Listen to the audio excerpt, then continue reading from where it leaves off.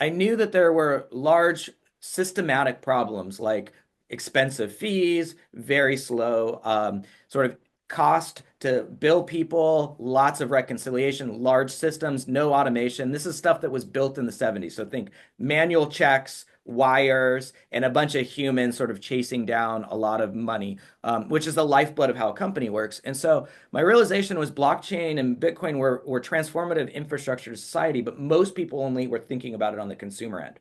Mm, And my realization, because I believe a lot of what professional calling is where personal passion meets professional experience.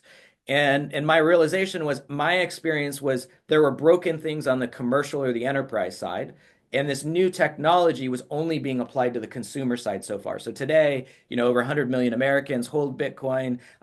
People all over the globe use it for ways to be able to fight inflation and sort of financial repression, but very few were using that same technology for, how big companies could be able to be more efficient. And so we mm, applied that technology, and we are today we're the largest commercial payment network on the blockchain. We process over 10 billion in payment volume, so most people think it's not real. It is. We're almost 2% of all account usage, account to account payments in businesses in the US.